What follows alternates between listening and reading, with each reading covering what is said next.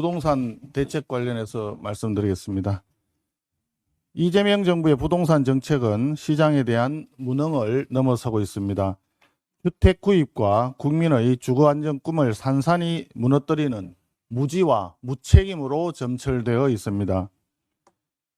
집을 살 수도 없고 팔 수도 없는 절망적인 상황에 놓인 국민들에게 이재명 정권과 여권의 고위 인사들은 이제 막말로 상처를 주기까지 하고 있습니다. 국토교통부 제1차관 이상경, 과거 대장동 사건을 성공한 사업이라고 주장했던 분입니다. 이재명 대통령의 부동산 책사이자 이번 대책의 주무 책임자로 알려져 있습니다. 이분이 유명 유튜브에 출연해서 집값이 안정되면 그때 사면 된다라고 얘기했습니다. 국민들은 정말 열불나는 유체이탈 발언으로 받아들이고 있습니다. 국민들의 대출을 다 틀어막아 놓고서는 돈을 모아서 집을 사라라고 하는 말이 과연 책임 있는 정부 당국자가 할 수 있는 말입니까? 더욱 심각한 것은 이재명 정권의 여권 고위층이 노골적인 위선과 내로남불을 보이고 있다는 점입니다. 국민들한테는 대출은 투기라고 훈계를 하면서 정작 본인들은 모두 수십억대 부동산을 보유하고 있습니다. 이재명 대통령 본인부터 분당에 재개발 수혜가 예상되는 고가 아파트를 보유하고 있습니다. 대통령실 참모 30명 중 20명이 토지거래허가구역 내 부동산을 소유하고 있습니다. 특히 기다려서 사라고 막말을 했던 이상경 차관은 56억 원이 넘는 자산가입니다. 배우자 명의로 33억 원대 아파트까지 갖고 있습니다. 결국 이재명 정부와 여권 고위층은 자신들은 수십억 자산으로 경제적 이득을 누리면서 국민들에게는 전월세 난민으로 돌아가라, 외곽에서 3시간 출퇴근하면서 살아라 라고 강요하고 있는 것입니다. 그렇기 때문에 일각에서 서울 추방령이라는 얘기가 나오는 것 아니겠습니까? 본인들은 누릴 것 다 누리고 할 일 다 하면서 국민들에게는 포기하라고 하는 것이 도대체 무슨 발상입니까? 이재명 정권의 고유 관계자들 더 이상 집 없는 서민과 청년들을 농락하지 말기 바랍니다. 민중기 특검 관련입니다. 어제 민중기 특검이 사퇴 요구를 거부했습니다. 민중기 특검은 뻔뻔하게 본인의 개인적인 일로 특검 수사가 영향을 받아서는 안 된다라고 주장을 했습니다. 하지만 이미 파견 검사 전원이 원대 복귀를 요청하면서 리더십이 심각하게 훼손된 상황입니다. 이제 본인이 구차하게 직을 고집하는 것이 오히려 특검 수사에 악영향을 미친다는 것을 명심해야 할 것입니다. 첫째, 특검의 강압수사로 무고한 사람이 죽었습니다. 고인이 남긴 자필 메모에는 특검이 불법적인 회유와 강압을 가했다는 절규 어린 정언이 남겨져 있습니다. 자정을 넘겨서 조사를 진행했다는 사실은 특검도 인정했습니다. 이 자체로 수사 준칙을 어긴 반인권적 수사임이 드러났습니다. 지금 우리 당 국감제보센터를 통해서 민중기 특검으로부터 회유와 강압 수사를 받았다는 상당히 충격적인 제보가 들어오고 있습니다. 고 정희철 면장님에게만 유독 특별히 강압 수사를 하지는 않았을 것이란 전제하에 당에 들어온 제보들을 면밀히 확인하고 있다는 점을 말씀드립니다. 둘째, 미공개 내부 정보 이용한 투자 의혹은 1,300만 개미 투자자들을 우롱할 뿐 아니라 시장 질서를 파괴하는 심각한 사안입니다. 더불어민주당에게 묻습니다. 동일한 의혹을 받았던 이춘석 의원도 법사위원장직을 사퇴하고 더불어민주당을 탈당해서 경찰의 수사를 받고 있지 않습니까? 민중기 특검도 마찬가지로 특별검사직을 사퇴하고 수사를 받아야 마땅하지 않겠습니까? 민중기 특검은 어제 입장문에서 위법 사항이 없었다라고 합니다. 그렇다면 민중기 특검은 주식 매입 시점이 언제인지, 누구로부터 매입했는지, 무슨 돈으로 매입한 것인지를 정확히 밝혀야 합니다. 그렇지 않다면 시중에서 얘기하듯이 만주 클럽이 대장동의 50억 클럽과 무엇이 다른가 라고 하는 점을 국민적 의혹을 해소하기 어려울 것입니다. 또한 매도 시점도 밝혀야 합니다. 떳떳하다면 매도 시점을 공개하지 못할 이유가 전혀 없습니다. 위법 사항이 없었다는 말은 민중기 특검이 기소해온 모든 피의자들이 했던 말일 것입니다. 민중기 특검은 그동안 그분들의 말을 믿어줬습니까? 위법이 있었나 없었나 라고 하는 문제는 본인이 당사자가 결정할 일이 아닙니다. 수사와 재판을 통해서 밝혀져야 할 사안입니다.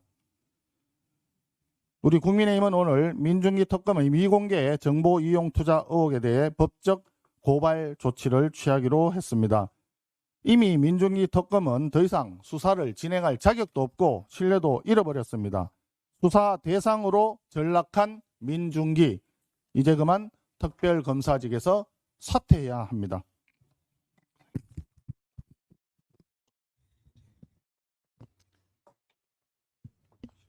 더불어민주당이 어제 부동산 지원대책 TF를 구성하겠다고 밝혔습니다. 어이가 없습니다. 불과 6일 전 정부와 민주당이 당정 협의를 통해 10.15 부동산 대책을 발표했습니다. 즉, 민주당은 이번 부동산 대책의 공동 주체이자 책임자입니다. 그런데 6일 만에 자신들이 만든 강력한 수요 억제책이 실패로 드러나자 이번에 보완하겠다며 TF를 만든다고 합니다. 6.27 수요 억제책, 9.7 공급대책, 10.15 수요 억제책, 이러한 대책을 반복하다 국민적 저항에 부딪히자 다시 자신들의 대책을 고치겠다고 TF를 만드는 것은 자신들의 갈짓자 부동산 정책 실패를 자백하는 것입니다. 전형적인 아마추어 무능정권 행태입니다. 이미 시장은 대혼란입니다. 집을 갖고 싶어하는 국민의 희망은 무너졌습니다. 전세 매물은 사라지고 월세로 내몰리고 있습니다. 특히 내년 3월 개학을 앞두고 이사를 준비해야 하는 학부모들은 발만 동동 구르고 있습니다. 이런 와중에 주택정책을 총괄하는 이상경 국토부 1차관, 돈 모아서 나중에 집값 떨어지면 사라고 말합니다. 우려가 현실로 나타났습니다. 주택정책 경험이 전무한 비전문가 아마추어 차관다운 물정을 모르는 망언입니다. 집값이 안정되려면 수요와 공급이 균형을 이루어야 합니다. 이는 상식입니다. 수요만 억제하면, 그래서 기다리기만 하면 집값이 떨어집니까? 국민이 듣고 싶은 건 필요한 곳에 집을 제대로 짓겠다입니다. 공급이 없으면 집값은 안정되지 않습니다. 규제만 삭고 대출만 조이면 시장이 얼어붙을 뿐입니다. 이재명 정권은 현실을 직시해 실효성 없는 9.7 공급대책은 전면 재수정해야 합니다. 10.15 부동산 수요 억제책은 즉각 철회하십시오. 국민의힘은 실수요자를 지키고 청년, 신혼부부에게 희망을 주는 실효성 있는 공급정책을 만들겠습니다. 추석이 지났지만 물가는 계속 폭등하고 있습니다. 쌀, 돼지고기, 과일 등 먹거리 가격이 폭등하고 있습니다. 10월 18일 기준으로 삼겹살은 한 근에 17,200원, 6.9% 올랐습니다. 사과 10개는 26,800원, 16% 상승했습니다. 쌀 20kg은 6만 6천 원대, 1년 전보다 24% 폭등하였습니다. 식당 사장님들은 아연실색하고 있습니다. 도대체 쌀값이 오르는 이유가 무엇입니까? 공공비축미가 없습니까? 공공비축미가 있는데도 풀지 않는 이유는 무엇입니까? 국민들은 지금 물가가 왜 폭등하는지, 정부는 그 원인을 제대로 파악하고 있는지, 또 대책을 세우고 있는지 의심하고 있습니다. 그러나 정부는 보이지 않고 있습니다. 더 큰 문제는 내수는 얼어붙고 물가만 오르는 현상, 스태그플레이션 위험이 점점 뚜렷해지고 있다는 점입니다. 정부는 지금이라도 물가 상승의 근본 원인부터 점검해야 합니다. 첫째, 환율과 사료비, 유통비용 등 구조 요인을 철저히 분석해야 합니다. 둘째, 하반기에 뿌린 소비 쿠폰 정책이 물가 상승에 미친 영향도 냉정하게 평가해야 합니다. 셋째, 지속 가능한 물가 안정 로드맵을 내놓아야 합니다. 국민들은 더 이상 보여주기식 정책을 원하지 않습니다. 이재명 정권은 실질적이고 체감 가능한 물가 대책, 스태그플레이션을 막을 종합 대책을 조속히 마련하여 국민께 보고해야 합니다. 이상입니다. 사무총장 정의용입니다. 민중기 특검과 관련해서 원내대표님 말씀에 덧붙여 말씀드리겠습니다. 특검을 특검해야 한다는 여론을 넘어 이 정도 수준이면 특검 스스로 해체하고 물러나는 것은 물론 되려 수사를 받아야 할 정도입니다. 민중기 특검의 강압적 수사로 우리 국민이 억울한 죽음에 이르렀습니다. 이제는 민중기 특검의 비상장 주식 거래 의혹 논란까지 휩싸였습니다. 주식 거래 의혹만으로도 민망한 상황이지만 단순히 거래 의혹을 문제 삼는 것이 아닙니다. 핵심은 거래 대상 기업의 대표와 민특검과의 사적 관계성이 문제입니다. 회사의 대표가 민특검과 고교 대학 동문이란 점과 그동안 보여온 특검의 먼지털이식 수사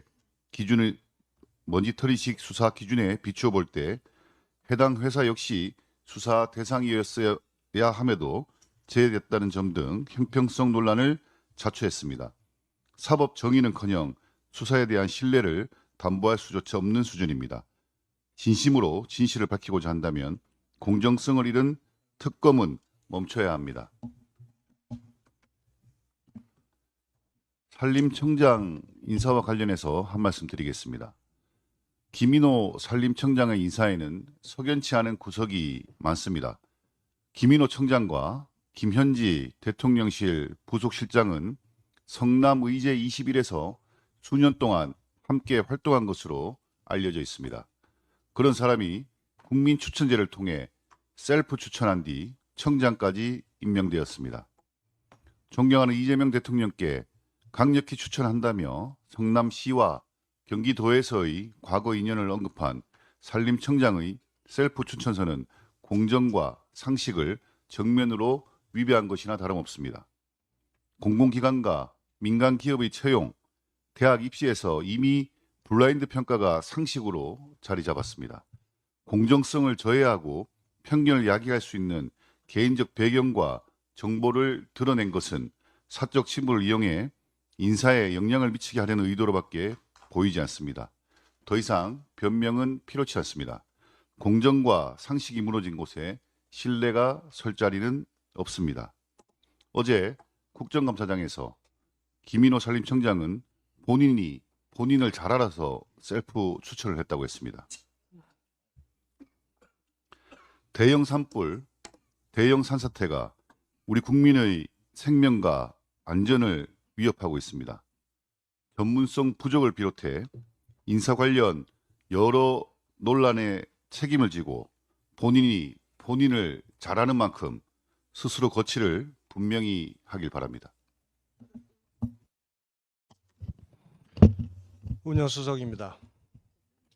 이재명 대통령이 지난 19일 밝힌 여순 사건 77주기 메시지는 여순 사건을 그저 양심적 진압 거부로만 묘사할 뿐 사건의 본질인 반란의 실체에 대해선 고의로 누락하며 편향되고 왜곡된 역사인식을 그대로 드러냈습니다.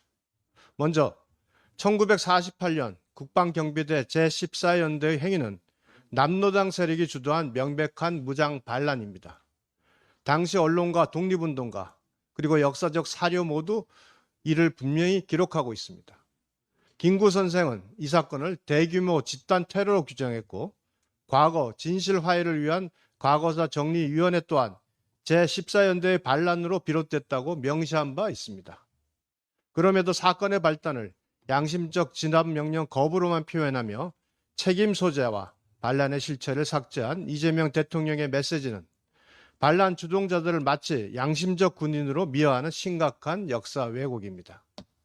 둘째, 이재명 대통령은 반란군의 학살과 민간인 피해에 대해서는 철저히 침묵했습니다. 여수와 순천에서 반란군에 의해 희생된 민간인은 2,000명이 넘고 행방불명자만 3,500여 명, 이재민은 무려 1만여 명에 이릅니다. 그리고 이들은 국가를 지키다 목숨을 잃은 군인, 경찰과 무고한 국민들이었습니다. 이 같은 사실은 쏙 뺀 채 진압 과정의 피해만을 선택적으로 언급하고 반란군의 잔혹한 범죄를 외면한 것은 역사의 절반만을 기록하는 행위며 사실상 가해자에게 면죄부를 주는 것이나 다름없습니다. 셋째, 이재명 대통령은 여순 사건 특별법이 중대한 위헌 논란과 법질서 훼손 우려 역시 전혀 언급하지 않았습니다. 현행 특별법은 반란 가담자와 피해자를 명확히 구분하지 않은 채 희생자로만 포괄함으로써 자유민주주의와 사법질서를 흔든다는 지적을 학계로부터 꾸준히 받아왔습니다. 여순 사건은 항쟁이 아니라 남노당 세력이 주도한 무장 반란이었습니다. 우리 국군의 진압이 없었다면 대한민국의 존립은 어찌 됐을지도 모를 일입니다. 이재명 대통령은 이러한 진실에는 의도적으로 눈을 감은 채 정의 구현이라는 미명 아래 편향된 역사관만을 드러냈습니다. 대통령이 진실에 눈을 감고 역사를 왜곡하는 태도는 대한민국의 정통성을 부인하는 것입니다.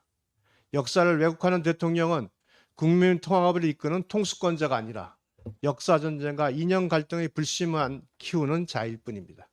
마치겠습니다. 네, 정책수석입니다. 민주당이 10.15 부동산 대책으로 여론이 험악해지자 뒤늦게 공급 호소인으로 변신 중입니다. 제가 발의한 인허가의 단계적 절차를 묶어서 재건축 속도를 내는 법안을 통과시켜 주겠다고 합니다. 1년 전에 진작 낸 법안입니다. 갖은 방법으로 막아놓고선 이제와 살려주는 척 밥당 엎어놓고 라면 끓여오는 격이죠. 그런데 본심 아닌 공급 코스프레 하려니 탈이 나더군요. 국토부 차관은 급하게 서두르지 말고 나중에 돈 모아 집 사라, 무주택 청년들 상처에 소금 뿌리고, 김동연 지사는 중국이 우리 국민 부동산 못 사게 한다고 우리도 중국인이 못 사게 하는 건 타당하지 않다고 잘라 말했습니다. 우리 국민은 틀어막으면서 사회주의 국민은 특권을 주라는 겁니까? 아니, 자유민주주의 국가에서 사회주의 국가가 특혜를 보는 것이 말이 됩니까? 이 정부 고위직, 즉 대통령실 정책실장부터 국토부 차관, 경기지사는 이미 3, 40억짜리 알짜 부동산을 보유하고 있습니다. 그래놓고 집값 떨어지면 그때 집 사라는 건 굶고 있는 사람 앞에서 자신은 폭식하고 나중에 밥 먹으라고 조롱하는 꼴입니다. 주식 사놓고 주가 올리는 시세 조작과 다름없죠. 이게 진정한 서민 약탈 아닌가요? 영혼 끌어모아 집 사는 영끌 시대는 저물고 이재명 정부 인사들만 시세 끌어모아 논하는 명끌 시대가 오고 있습니다. 서민은 주거난민으로 살고 민주당 정치인은 부동산 엘도라도에 사는 세상. 이것이 바로 10.15 대책의 종착점입니다. 공급 물타기 백날 해봤자입니다. 철회가 답입니다. 이상입니다. 아니, 그렇겠습니다. 간단히. 어제 정청래 대표가 대법관 증언 및 재판소원제 법관 평가제 등 소위 사법 해체를 하는 사법 개혁을 빌미로 사법 해체법을 발표했습니다. 사법부 점령법을 강행하는 것입니다. 민주당 안대로 하면 대법관이 14명에서 26명으로 늘어나고 이재명 대통령 임기 중에 22명의 대법관을 임명하게 됩니다. 새로이. 그래서 전체 대법관의 85%를 새로이 한 정권이 임명하는 전례 없는 상황이 됩니다.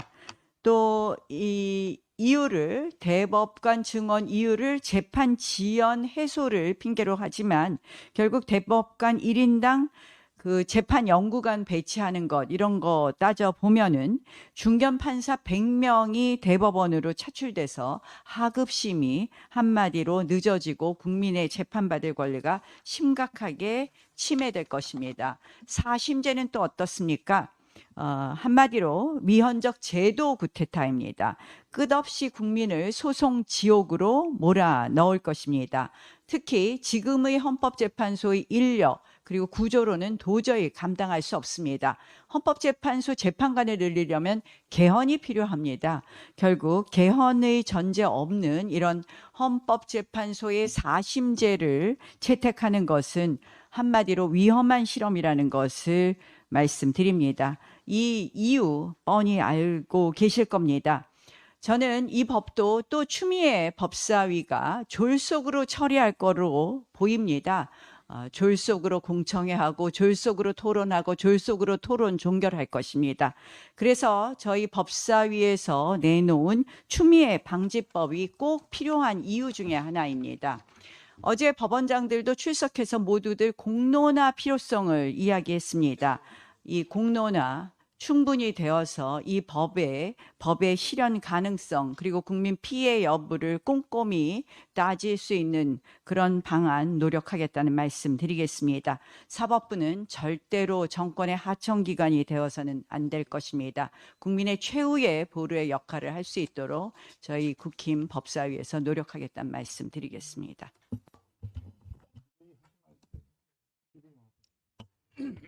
예, 기재위 간사 박수영입니다.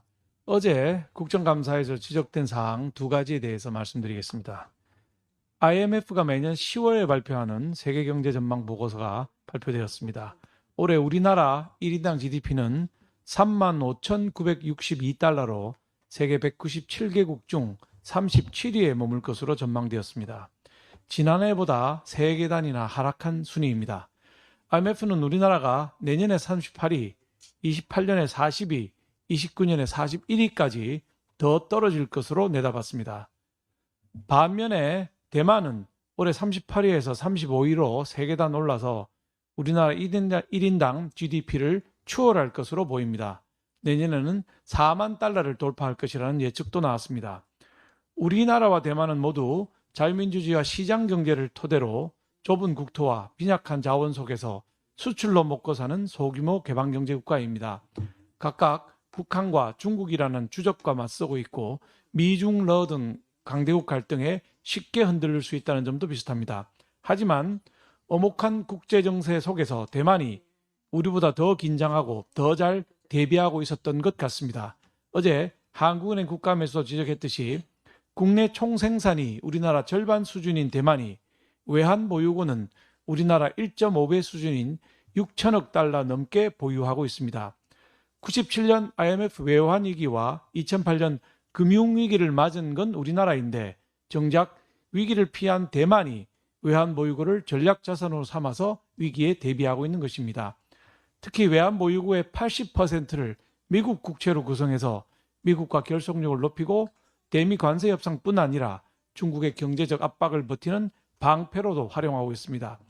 그러니 미국이 요구하는 3,500억 달러를 낼 여력이 없어서 전전긍긍하는 우리와 대비가 될 수밖에 없습니다.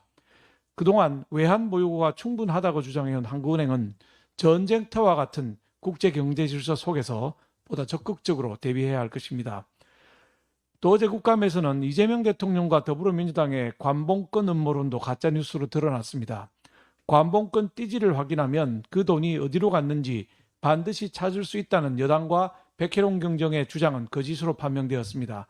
한국은행 관봉권 띠지에는 금액과 권종 등만 있어서 누가 언제 어떻게 받았는지 추적이 불가능하다는 것이 한은의 확인이었습니다. 또 관봉권 현금으로 대통령실과 국정원에 특활비를 지급했다는 주장도 가짜 뉴스임이 확인되었습니다. 한은은 정부 당자 예금 계정을 통해서 일종의 계좌 이체만 하지 단 한 번도 현금으로 대통령실이나 국정원에 갖다 준 적이 없다는 것이 기관 정인인 담당 국장의 진술이었습니다. 그동안 마치 검찰이 조직적으로 관봉권 띠지를 은폐했다는 듯 국민을 속인 이재명 대통령과 여당은 즉시 사과하시기 바랍니다. 그렇지 않다면 더불어 가짜 뉴스당이라는 기존의 낙인은 더욱 깊게 새겨질 것입니다.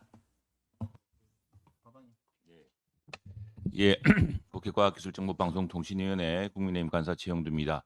민주주의를 연구해온 세계적 석학들은 선거로 선출된 권력이 독재로 나아가는 과정에는 일정한 매뉴얼이 있다고 했습니다. 일단 언론을 무너뜨리고 법원을 파괴한다고 합니다. 요즘 우리나라에서 매일같이 보는 풍경입니다. 자유언론과 독립적인 사법부가 없다면 민주주의는 숨쉴 곳이 사라집니다. 우리가 동구 유럽, 남미에서 법칙처럼 보았던 사실입니다. 권력의 잘못을 시민들에게 알리기 위해서는 자유언론이 필요하고 정부를 견제하고 잘못을 예방하거나 중단시키기 위해서는 사법부의 독립이 중요합니다.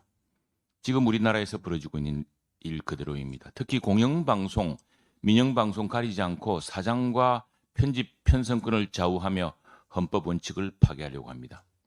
한국어의 CNN이라는 YTN을 막대한 부채에 시달리는 공기업 소유로 되돌리려고 합니다. 어제 우리 가방위에서 보았지만 국정감사 대상 기관도 아닌 방송사들을 불러 길들이려고 합니다. 교통방송을 정치방송으로 이용하다가 서울 시민들의 압도적 선택에 의해 지원이 중단되었는데 불문국직하고 세금을 투입하려고 합니다. 미국 CNN이 공기업 소유입니까? 어려운 시기에 한국판 CNN을 잠시 공기업의 도움으로 살렸지만 그 사이에 농민과 어려운 계층을 위해 써야 할 마사회 기금은 조정되었고 한전 KDN 모회사 한전은 200조 원 부채에 시달리고 있습니다. 교통방송은 문재인 정부 시절 방심위로부터 숱한 편파방송 지적을 받았습니다. 어제 정청래 더불어민주당은 허위조작 정보방지법을 추진하겠다고 밝혔습니다. 4년 전 가짜뉴스 방지법이라며 언론중재법을 개정을 추진하다가 유엔의 비판까지 자초한 전철을 밟지 않아야 합니다. 허위조작, 가짜뉴스 공장이라는 비판을 받고 있는 정치권부터 아니면 수사받고 식의 카드라 방송을 중단해야 합니다.